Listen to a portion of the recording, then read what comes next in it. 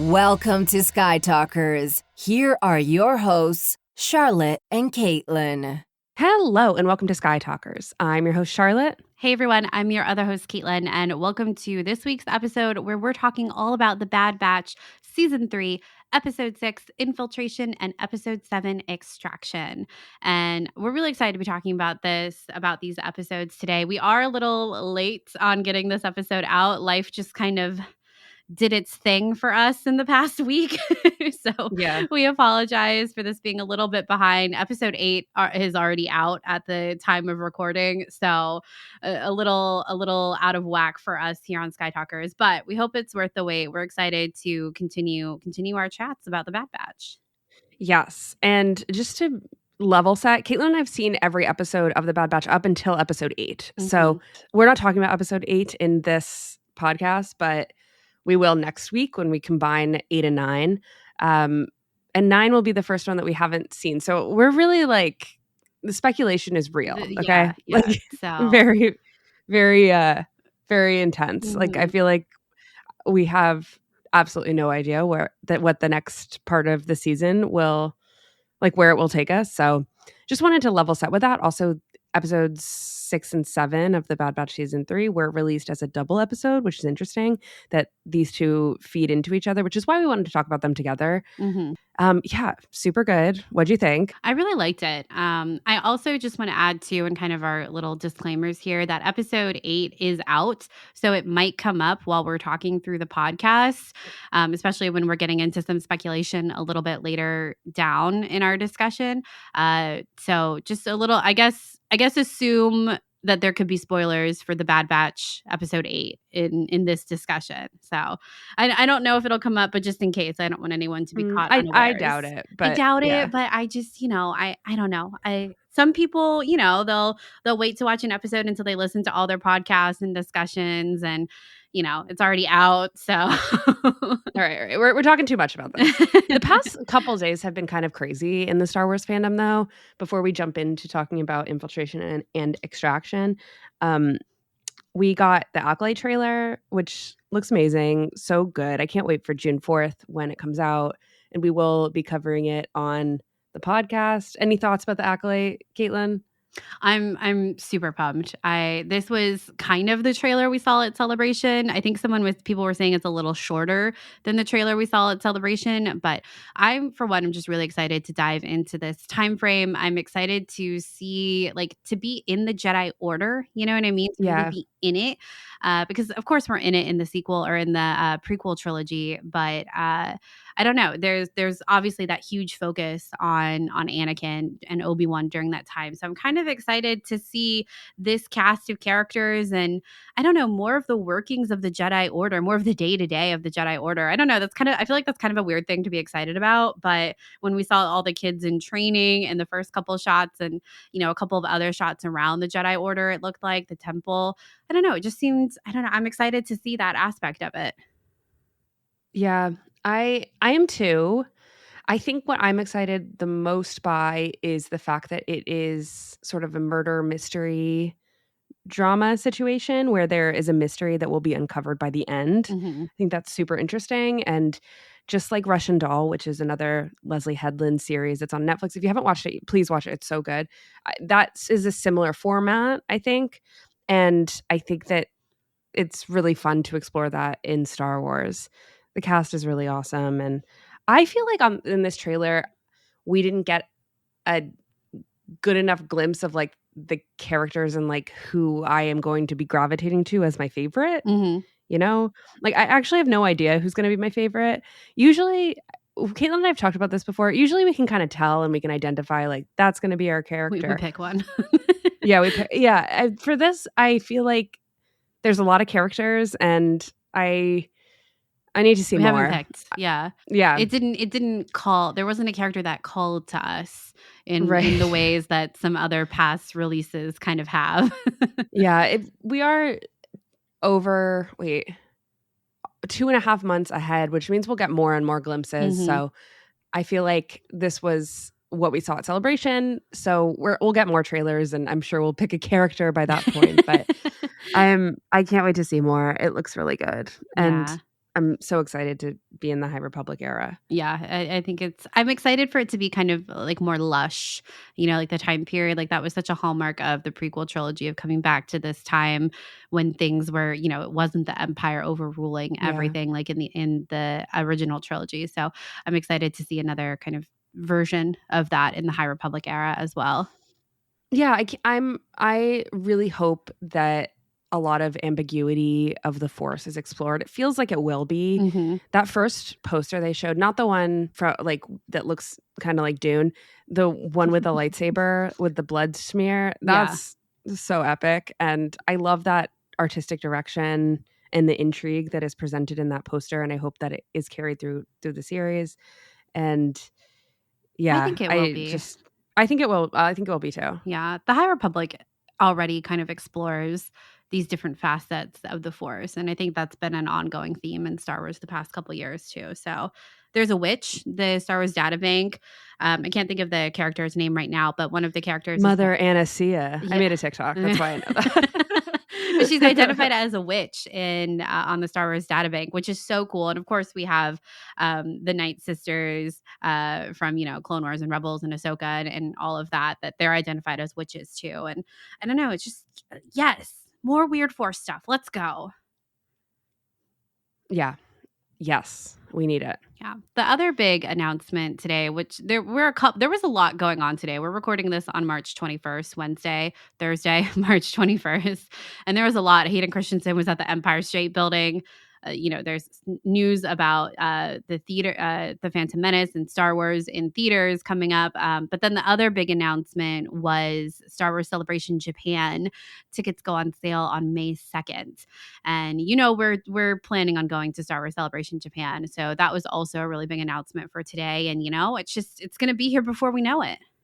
Mm-hmm. Yep. Tickets on sale in May. Tickets for 3 days are $168. I put all this information on our Instagram if you're interested, and I'll continue to share a lot of updates about Celebration Japan there. So looking forward to this celebration. I think it's going to be really fun. And I like that it's 3 days. I don't know. I'm looking forward to it. I think it's good. Charlotte was the one who was like 5-day celebration after. No, I love a 5-day celebration. What was it? 2019? It was 5 days. Yeah. Yeah, I love the 5 days. Chicago 5-day celebration was the best ever. It was so good. It was intense. It was great.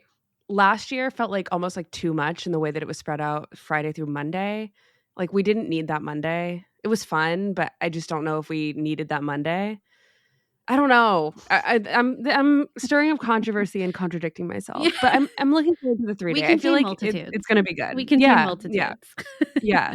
I think I'm excited because honestly, you went to Japan last month in February, which is really great. But I know for a lot of us, it's going to be our first time. So I don't know. Yeah. I think a lot of us, at least people in our circles, are planning on making this a bit of a longer trip. So I don't know. It feels great that you get to we'll get to explore Japan. I know we're definitely going to be doing Disney. And then also have Celebration too. And it seems like nothing will overtake the trip. And I mean that in kind of a good way, that like Celebration will be like a long weekend.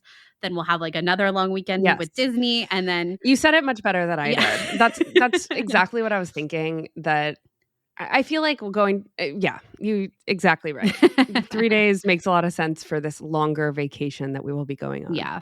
Anyway, please let us know if you're going. We would love to hear about what your plans and everything like that are.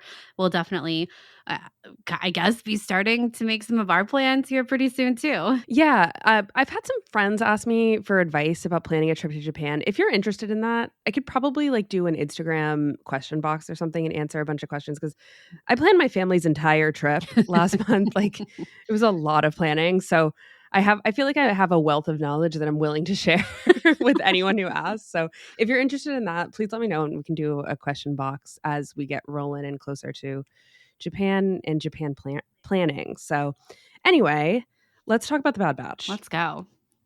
Okay. Episode 6, Infiltration, directed by Stuart Lee, written by Brad Rao. March 13th it came out. We're here a week later. What'd you think about this one, Caitlin? This one was fun. I enjoyed like the fact that we're back with Rex. This is kind of a very similar pattern to what happened last season, where it was mid-season when we checked back in with Rex, and then here we are again, kind of not quite mid-season. Well, I guess we are now. Checking back in with Rex. And when I was watching this the first time, and Rex is walking around, and he's with the senator, and I was like, is it Chuchi? Are we back with Chuchi? And sure enough, we were. It was Chuchi. But I really love this continuation of seeing Rex and Chuchi. Like, it feels like they're much deeper into all of this, specifically with Chuchi, than the last time we saw her. And I just like to see this continuation because I don't think we know exactly how much time has passed, at least since mid-season of season 2. But we know that, Omega was on Tantus for at least about, 5 to 6 months. So I really like this idea of Chuchi, kind of that this is her thing, this idea of clone rights and clone freedoms and things like that, that this is something that she is really going all in on. And I just really like thinking about what these different senators are doing in this time. I think their conversations are always really interesting. The conversations she has with Senator Singh, obviously, here at the beginning, I thought was important, talking about the role of the emperor, what he can and can't do, what they're nervous about, the fact that they were on opposite sides during the Clone Wars. This is all such good political intrigue. And I kept thinking about the fact that, we saw Bale interact with Chuchi last season in the Bad Batch. And we know that he's doing his own stuff, right? But it was clear that they weren't involved yet, with like the idea of the rebellion. And now, of course, we have Andor with Mon Mothma, and, eventually she'll be the leader of the rebellion. And I don't know, it just, I love seeing these different sides and how things are kind of coming together in this greater story of the rebellion. Yeah. I am still curious and wonder how we have the Bad Batch is essentially a clone story, right? There's no arguments about that. And the entire story hinges on what happens to the clones after the Clone Wars. And we are obviously zeroed in on these very special clones and this girl clone, right? But I feel like it really does bring up the question of what happens to the clones, especially if we're leading towards like a liberation of clones from Mount Tantus that we've been speculating on for the past couple of podcast episodes, right? That what happens to those liberated clones when it comes to the rebellion that we see in, say, Andor, the rebellion that we see in Rogue One? Are they separate sects? And like, how do we deal with that? And will we ever see that crossover in a Star Wars story from the time that the Bad Batch ends to like the next project? I kind of think we will. And it's really interesting to me that they're basically putting down roots in terms of canon, just like you said, about Bale being aware of what this is happening, and then Rex like working with Chuchi. I feel like this character dynamic is really good and it makes a lot of sense. And just the fact that we keep checking in with Rex and his whole deal this entire time. What is when his deal? Eventually we'll see Rex in Rebels and so on, right? Yeah. In the next like piece of the time period. Well, the thing is, we see Rex in a much different place in Rebels. When we meet him, he's in hiding with Wolf and Gregor. So he's very much out of it, I would say, from where he is now. So it really is just very fascinating to kind of think about all of these characters' trajectories. Again, their purpose, what they're doing. It's very clear here that Rex knows what his purpose is in these in these instances that we're seeing him in the Bad Batch and what he's striving towards, and what he's doing. And I love this is, at the end of episode 7, his discussion with Wolf at the end of episode 7, where Wolf talks about how, he basically references victory and death when that cruiser goes down with Ahsoka and Rex and all the other clones. And Wolf tells him, we thought everyone said you died. And then Rex is like, well, I lived. And, that he's on this mission now to figure out what is happening with the clones and, eventually going to try and save them. And I just, it really does make you start to wonder, what is going to happen with all of these characters that we love, even with Chuchi. Like Chuchi, we don't see her in Rebels, right? I don't think so. I don't no. think we do, so it's like, And that's not to say that because, of course, because she's not in Rebels, that means she dies or something like that. Like, right? We're way No. past that line of thinking when it comes to Star Wars. But by the way, when you say that, I just want to say that I've been introduced to this term that I keep seeing everywhere and people using now called plot armor. plot armor. I've never heard about this. It means like we've already seen the future timeline. Like Cassian Andor has plot armor, like he's because gonna in Rogue die. One he dies. Yeah. And I love it, and I just wanted to introduce it to the Sky Talkers audience and our conversation. I like that. Yeah. So Chuchi doesn't have plot armor yet. Yeah. Okay, love that. No plot armor. I haven't seen that at all yet. I love that. Yeah. Prepared to be sick of us saying that. I feel like that's going to come in such handy for Star Wars. I know exactly. Anyway, of course, like I said, it doesn't, just because Chuchi doesn't have plot armor, it doesn't mean that she can't show up, in a Rebels timeline, or, heck, even in Andor season 2. Wouldn't that be crazy? But it is just curious to think about all of these characters and what their ultimate trajectories are. And, 'tis the Star Wars story of where all of these people end up. And we definitely see Rex talking about that purpose with Hunter, as we've talked about a lot on the show, of, you've got, in order to protect her, you can't just hide. You have to figure out what's going. And Hunter's been told this a couple of different times, and he keeps kind of shying away from it. But getting ahead of ourselves, we're still back on Teth right now, where we kind of get the first introduction, or not really. We saw them earlier in the season, but we get to see the Shadow clones, the CX clones in action. What did you think about that? What did I think about that? The Shadow clones, the CX troopers. I only have one thing on my mind, if I'm being very honest. And the one thing is that tech? Is it tech? Is it tech? Is it tech? Is tech alive? I feel like I've gone back and forth with you, Caitlin, honestly, so much about whether or not if these Shadow troopers weren't clones like tech that we knew, we just introduced another villain, I guess. I don't know if I love that. I feel like we already have our villains. So I feel like it has to be deeper in the plot, in the story, in the theme. And I don't know. What are your thoughts? I think we'll talk about the is it or is it not tech later on in episode 7 Extraction, because I think it's probably more relevant in that episode than here. But yeah, that's kind of what I'm thinking too. That's like my only thought is who is that masked man? But we know in this episode he gets revealed, right? He gets imprisoned by Rex and Hauser, right? And then we return back to the Bad Batch, right? And we've got the wonderful scene of Omega mimicking Crosshair with the toothpick. And Crosshair, I love that Crosshair and Hunter notice that she's copying Crosshair. It's just, it really gets my feelings going.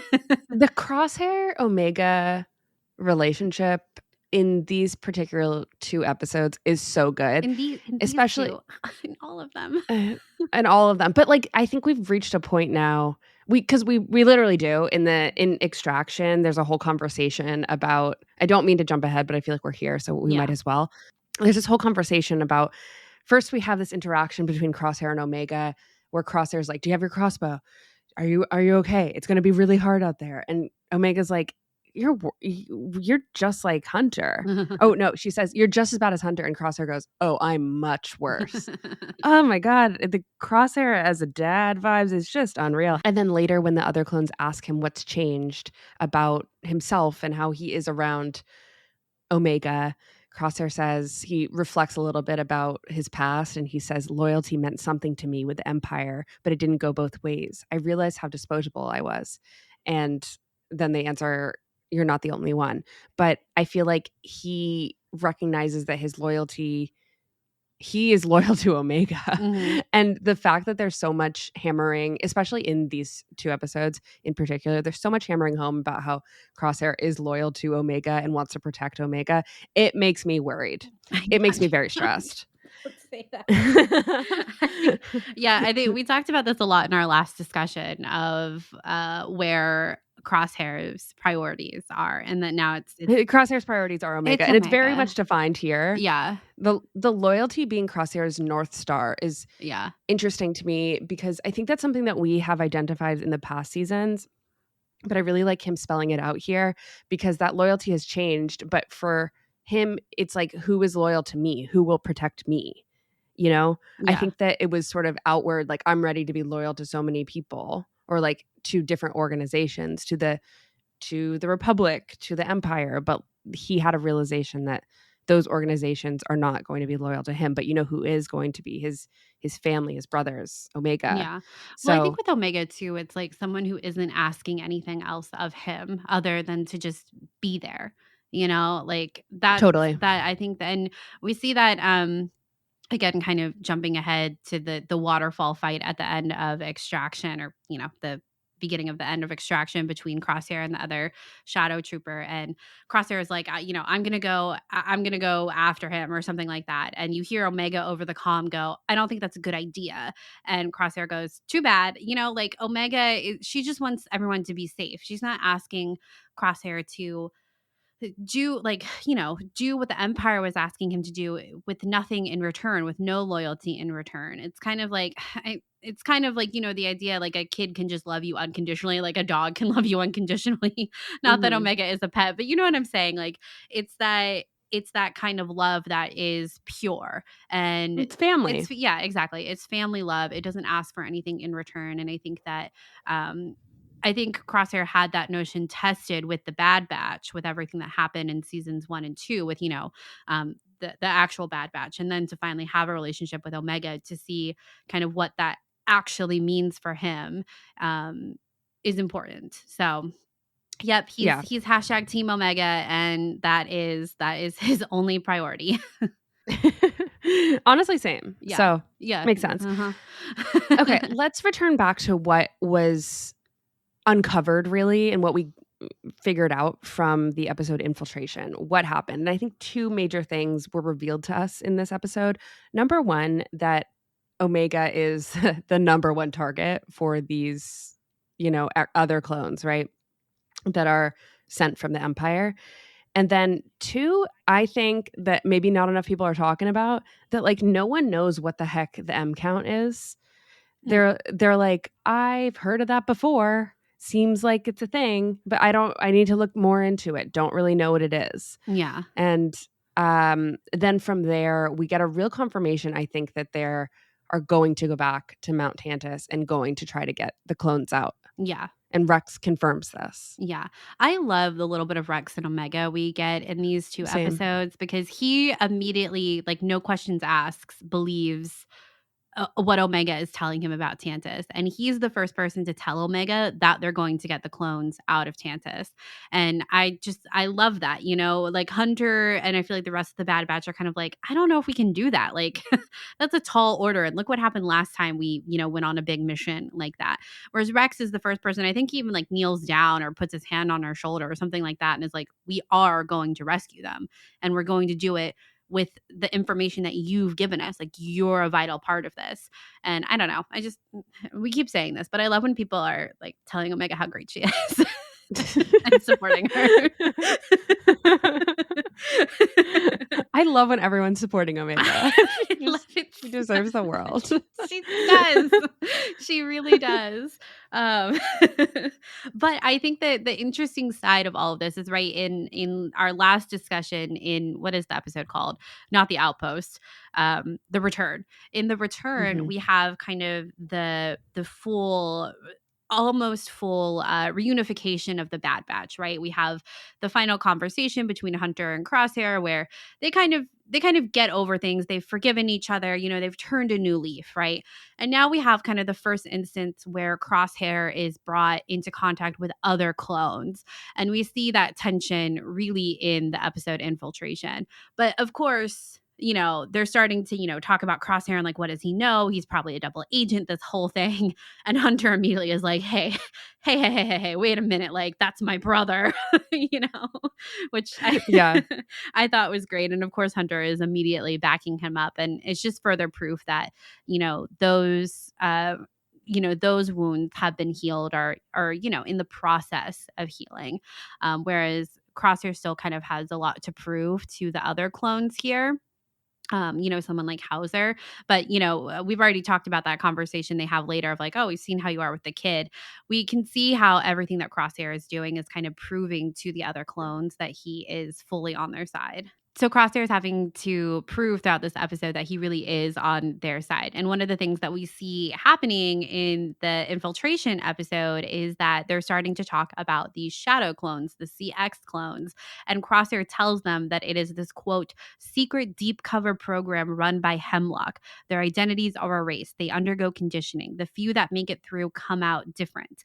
And they also talk about how they tried to make Crosshair one of these, but it didn't work because he's defective. And of course, again, what are we thinking about with these shadow troopers? Tech. We're thinking about tech. So if Crosshair couldn't be made, this was my thought. I was like, if Crosshair can't be made into one of these because he's defective, what does that mean for the tech possibility of it all? Well, let's just backtrack a little bit. Crosshair overwent his chip that he had in his head in the first season too, right? Like he even defied that. And that was the big reveal basically, right? That he chose the Empire even after the chip wasn't a factor. Was no consequence. Yeah, it was just wasn't a factor. So I don't like the implication that if that is tech, it makes tech look like quote unquote weak. I don't like that, but I want that.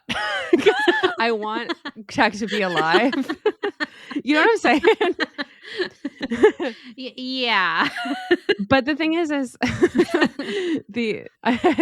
definitely a better way for me to put that, but I think that if we can go back to Crosshair's quote about the few that make it through come out different, when it talks about the few that make it through, like, I think that implies that they die if they don't come out different, but Yeah. Crosshair obviously didn't die.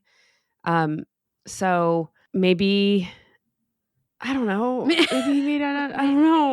Maybe he's alive. Maybe not. Maybe he's alive and he made it through. Like, I don't know. And then maybe because Crosshair was able to like bust through that programming, maybe tech can too eventually. Oh, he just needs to be coaxed out of it because he could have been okay. All right, go with me here. Yeah, I'm just bringing us around. Okay, yeah, bring it around.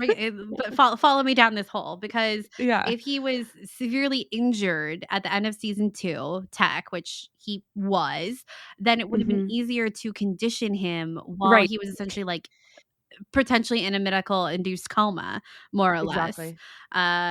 So he wouldn't have had any ability to try and fight against it.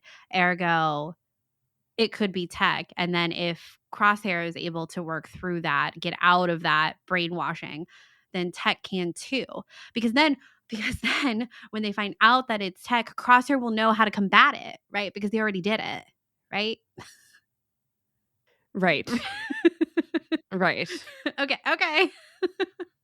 I will say, here's how tech is still alive. In this essay, I will say that the whole time that we're tracking with this second CX soldier throughout Infiltration and Extraction, I feel like there were so many moments when they kind of paused on this trooper and I was like, this is it. This is when he takes off the helmet. This is when we see that it's tech.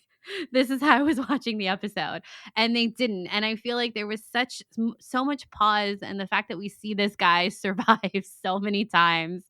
I don't know. I gotta be honest. I'm usually not one to care about the masked characters, like these side masked characters.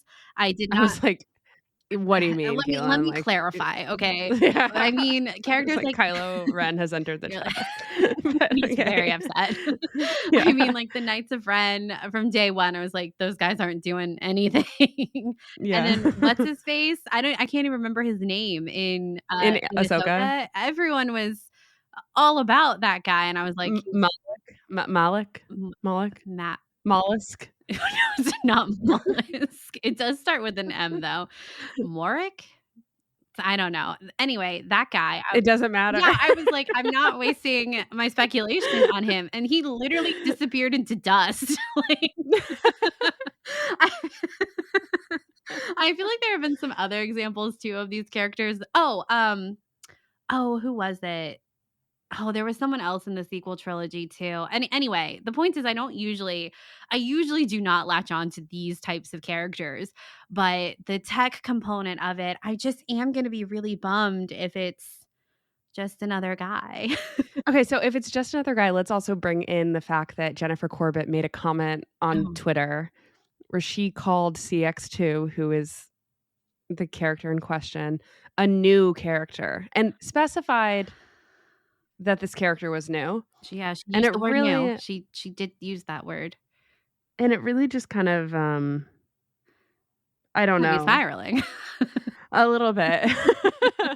I think there's definitely something to be said for a character actually being sacrificed, right? For the sacrifice to be real. You know what I mean? Yeah. But I also reject that sometimes. We had a big conversation. We've had a lot of conversations about the meaningfulness of sacrifice, especially when we think about like a character like Kanan or even a character like Ben Solo. And then, we've got someone like Tech in season 2. And what does it mean for this story if Tech is actually truly gone? And what does it mean if he's alive? Is it a cop out? I don't think so. But I don't know how the story ends, but I do know that I just feel so strongly about this group of characters and I want them all to be together again. And the fact that we didn't see a body, and I don't know, I think it could be really interesting to see Crosshair have to lead someone else back from the other side with the Empire, that he would be the one to kind of facilitate that he would not see Tech as a lost cause. Whereas maybe the others might, I don't think they will, but like they could, like he's too far gone. He's made Interesting. his choice, but it's Crosshair is the one to be like, no, we'll figure this out. Like, I thought I Crosshair was, and Omega. yeah, I thought I was gone too, but I wasn't. And you don't have to be either. And I was kind of thinking about that. We're kind of jumping so much back and forth between these two It's okay though. episodes, but It's fine. like thinking about why it had to be Crosshair, or why it was the story choice to have Crosshair be the one fighting the CX trooper, CX2 in the waterfall. Like, why Crosshair of all of the other clones? Do you want me to be real about that? It's definitely because of The water? the water and the baptism of like a reborn Crosshair. Yeah, but I think And this like redone commitment towards his brothers, protecting Omega, and when it comes down to fighting a brainwashed clone, he like comes out on the other side, on the right side. Yeah, I totally agree with you. I knew you were going to talk about that. I was like, let me tee you up for the baptism mention. Cross it off your Skydocker's bingo. But I think there's another layer to it if this CX trooper does end up being Tech as well. That this fight, then when we look back on this fight, not only is there that renewal component with Crosshair, but it's Crosshair versus Tech as well in this moment. And I think there's a layer there, if this does turn out to be Tech. And just your sorry. Well, again, I was just going to say, we go through the whole kit and caboodle of him falling over the waterfall, and then they do another shot at the end of him coming out of the water, and I was like, here it is. I thought so too. That's what I was literally about to say. Yeah. That just like you said that before, I felt like every single instance in which this character was alone, I was like, we're going to get the helmet removal. Because what happens when helmets are removed in Star Wars is you see something vulnerable underneath usually. Yeah. And if he had gone through the water too, I don't know. Yeah. I'm deep within this theory, but I do, for the past like month since we watched this episode, I feel like we have been like, it's Tech. It's not Tech. Yeah. It's Tech. It's not Tech. And every day it changes. Right now I'm on I think it's Tech. The story just makes more sense that way, but who knows, man? I don't know. Yeah. I also had this thought while you were talking about maybe the potential that this is not how it's going to be, but I was thinking about another story theory that could possibly have been that Crosshair knew that they took Tech back to be experimented on. And he's not telling them? And he's not telling them just to save them or something. I don't think that's the case, but it would be kind of an interesting addition to the fact that in this particular episode, when we're still talking about episode 6, Infiltration, when the entire situation is that everyone needs to be convinced that Crosshair's on their side. What happens when it is revealed later that Crosshair knew something about tech and wasn't letting on everything? I don't think that's actually the case, but it would have been an interesting thing to explore. And maybe it is. I don't know. I could still see them shoehorning that in somehow later, but it would kind of make a little sense to the fact that we never really saw Crosshair and Omega talk about tech dying, or that conversation even coming up between Omega and Crosshair initially, because maybe Crosshair already knew or something. I don't know.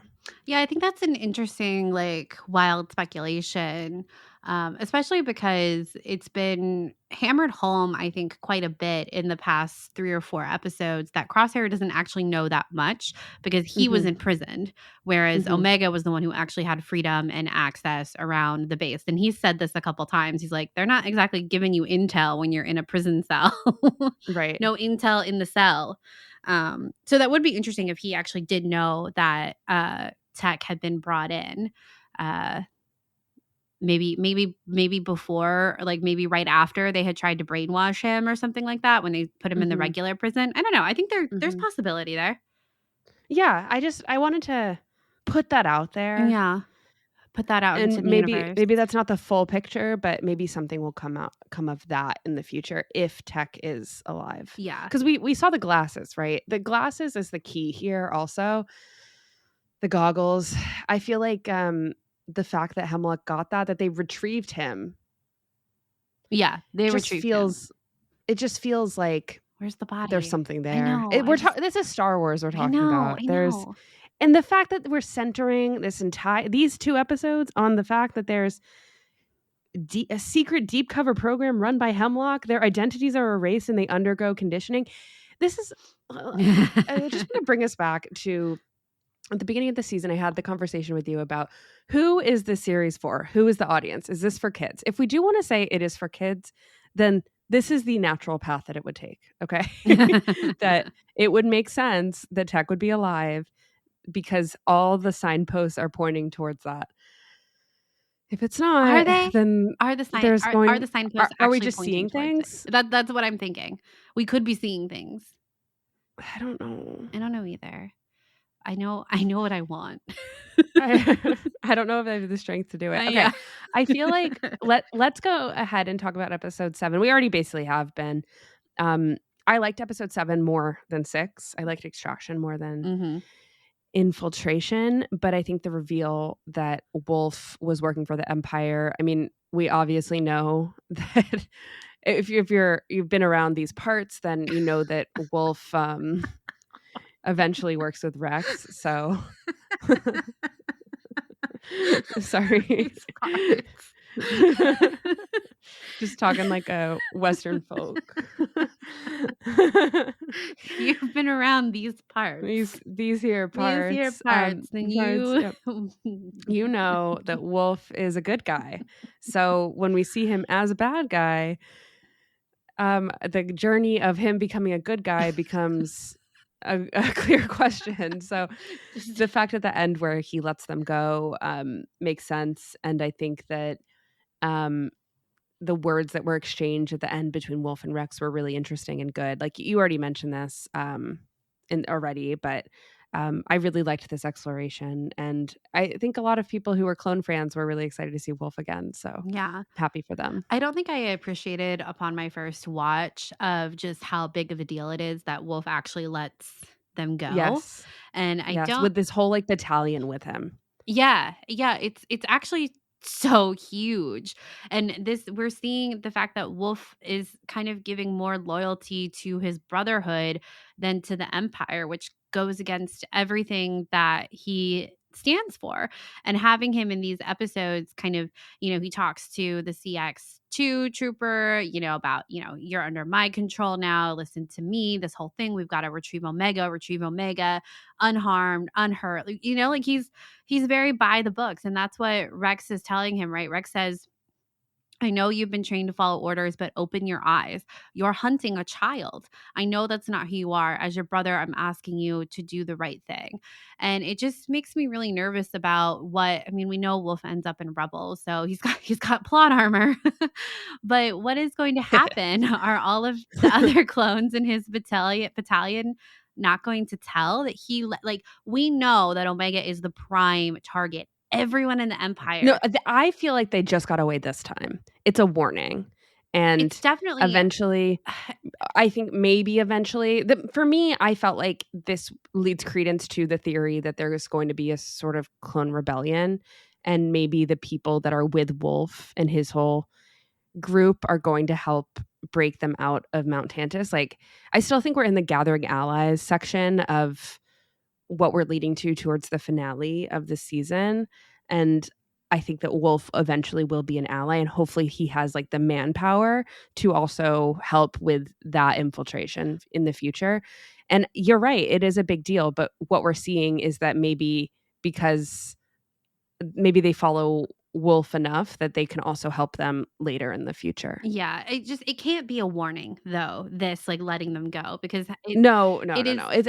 When I say a warning, I mean it kind of is. I don't know. I think that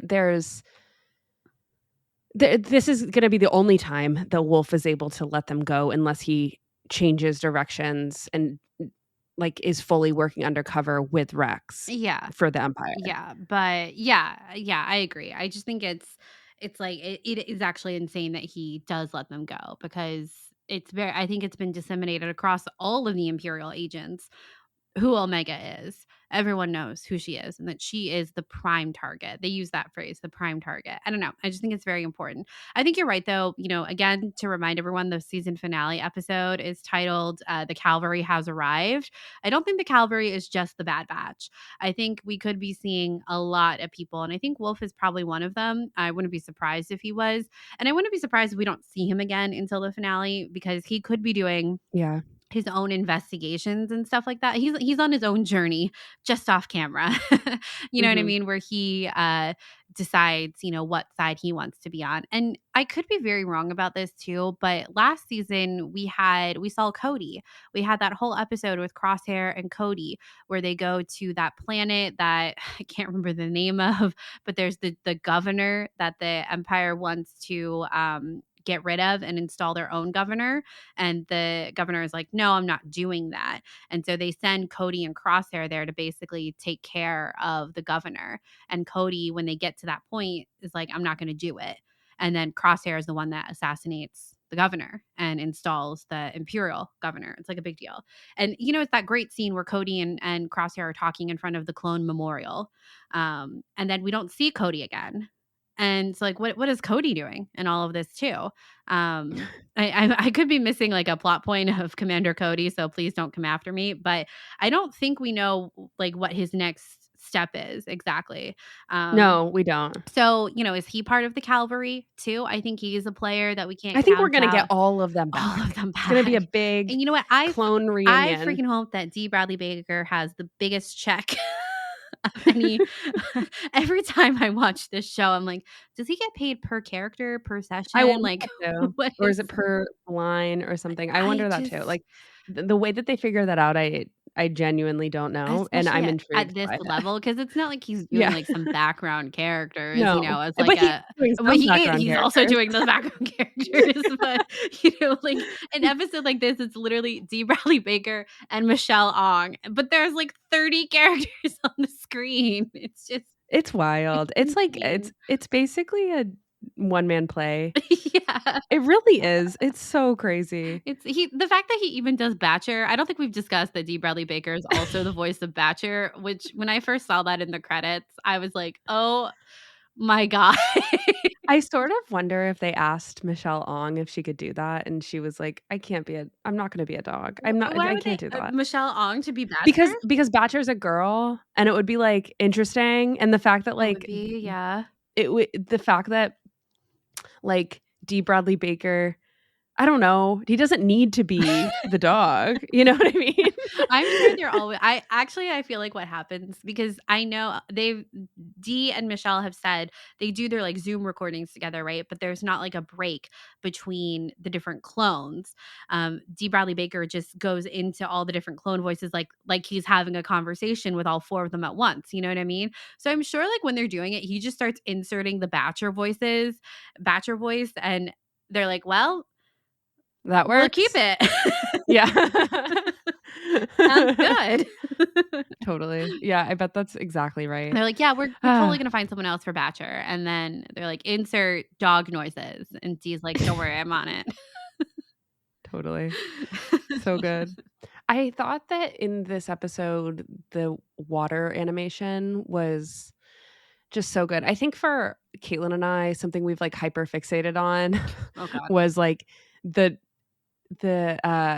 what's the word I'm looking for? The development of animation when it comes to water. Like there was so much talk about this in the early seasons of the Clone Wars with Lucasfilm Animation about whether or not they were going to be able to do it. There was a few episodes where I think, like, if you remember, it was Padme and Jar Jar Binks like under the water. Yeah. And animating the water was really tough, and they had a lot of limitations about what they could do.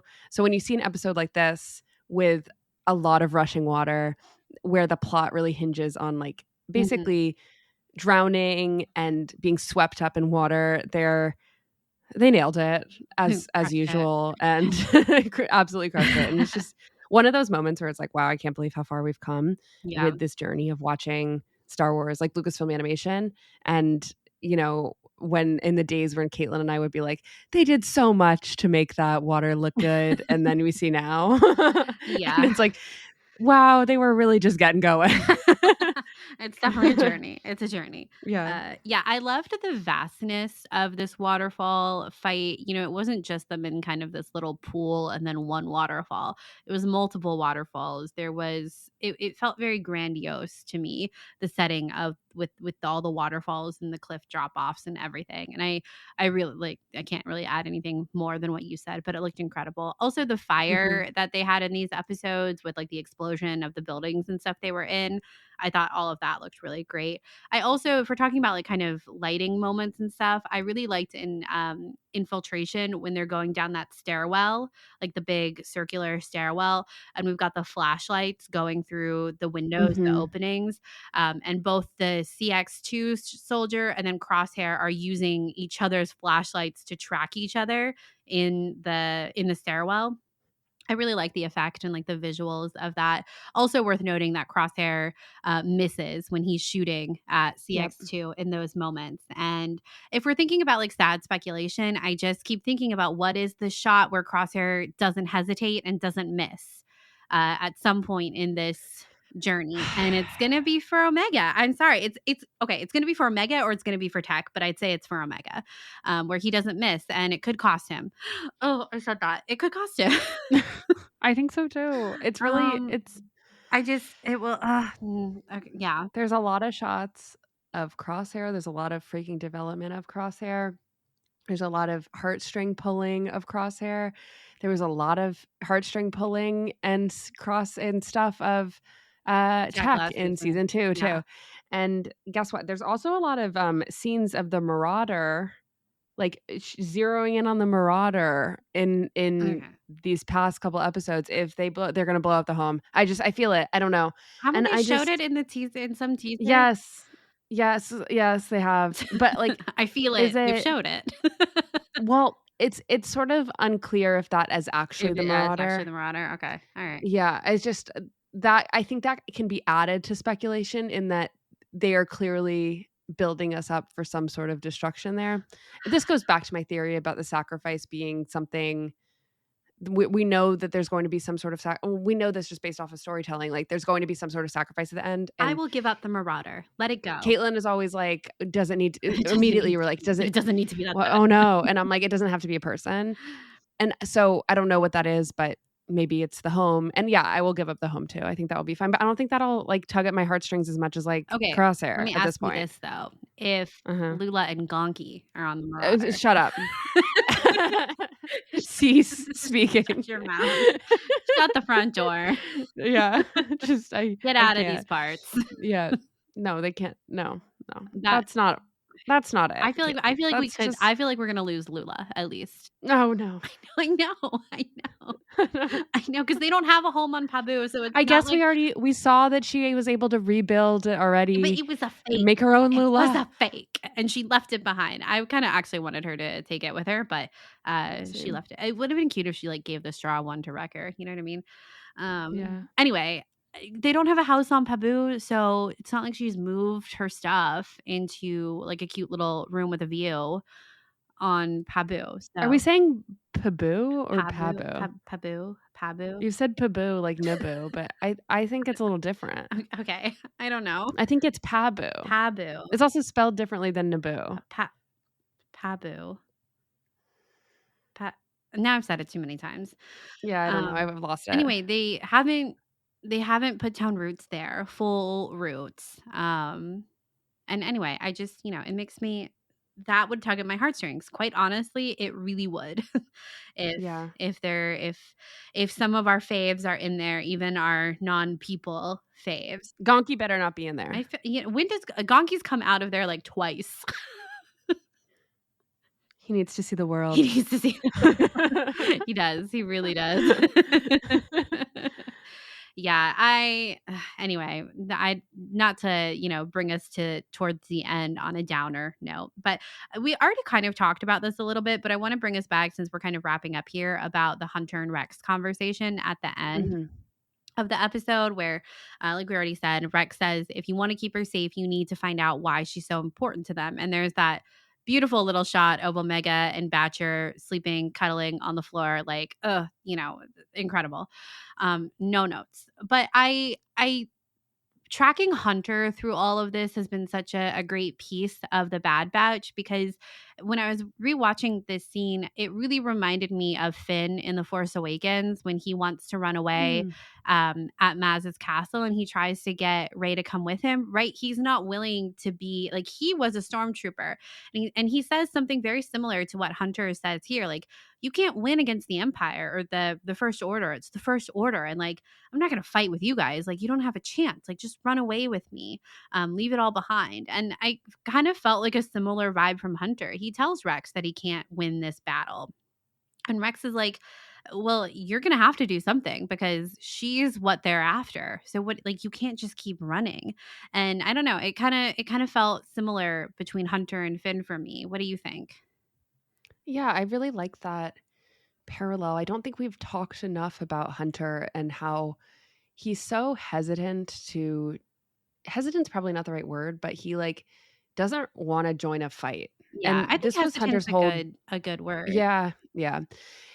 I don't know if it is, Caitlin, because I think that Hunter is willing to join a fight for a reward, but not necessarily a fight for like a cause. And I think his North Star now is Omega, and he's very much being confronted with the fact that he has to join a cause. If he was willing to join the fight, then he would have followed Rex and Echo.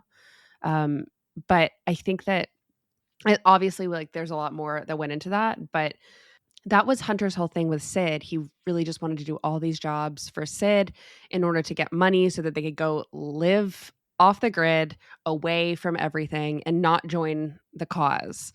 And Echo obviously had a lot of moral issues with that and felt like he needed to join up and with Rex, who felt a calling to the cause, right? Yeah. We can call that the rebellion. And right now it's really about clones' rights and how we deal with clones after the Clone Wars.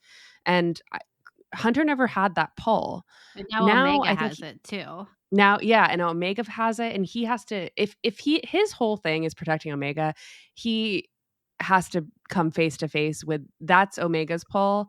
And I think at the end of this episode, Rex saying, if you want to keep her safe, you need to find out why she's so important to them. Like, this is why these 2 episodes were double episodes, because this is the turning point. This is the realization of Hunter being like, okay, our directive is we need to figure out what is going on with why they want Omega. It's not just she's a different clone. It's not just that she is Empire's property. It's not just that like the Kaminoans want to experiment on her. It's not any of that. It's she is someone special. And we know why at this point because we know what the M count means and everything. We obviously don't have the full picture, but like we know why.